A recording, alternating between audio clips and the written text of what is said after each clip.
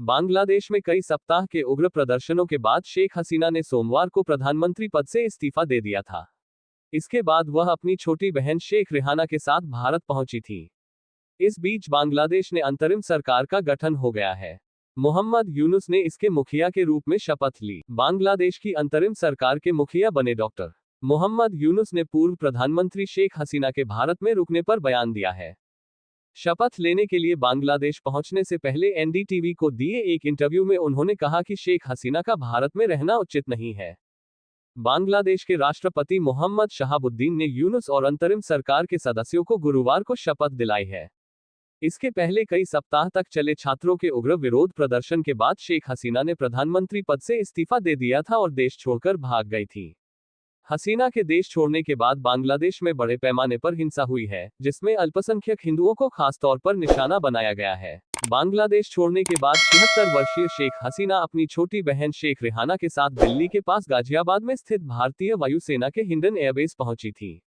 Report के अनुसार शेख हसीना फिलहाल भारत में सुरक्षित स्थान पर रह रही है। रिपोर्टों के अनुसार शेख हसीना भारत में अपना प्रवास बढ़ा सकती हैं, क्योंकि ब्रिटेन में उनके जाने और शरण लेने के रास्ते में बाधा आ गई है। रिपोर्ट के अनुसार ब्रिटेन ने सीधे शरण देने से इनकार किया है और इसके लिए नियमों के तहत आवेदन करने को कहा है। इस बीच वॉशिंगटन में रह रहे शेख हसीना के बेटे सजीब वाजेद जॉय ने कहा है कि बांग्लादेश में लोकतंत्र बहाल होते ही उनकी मांग अपने देश लौटेंगी। उन्होंने ये भी कहा कि बांग्लादेश में हिंसा फैलाने में पाकिस्तान की खुफिया एजेंसी आईएसआई का हाथ है। पीटीआई भाषा के साथ गुरुवार को एक विशेष साक्षात्कार में जॉय ने कहा कि हसीना निश्चित रूप से बांग्लादेश लौटेंगे, हालांकि अभी ये तय नहीं है कि वह रिटायर नेता के रूप में लौटेंगी या सक्रिय नेता के रूप में।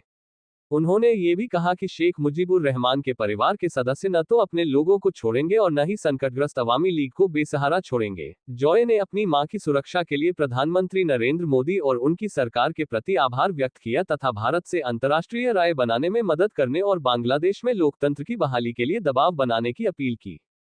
उन्होंने कहा, हाँ, ये सच है कि मैंने कहा था कि वह बांग्लादेश नहीं लौटेंगी, लेकिन देश भर में हमारे नेताओं और पार्टी कार्यकर्ताओं पर लगातार हमलों के बाद पिछले 2 दिन में बहुत कुछ बदल गया है।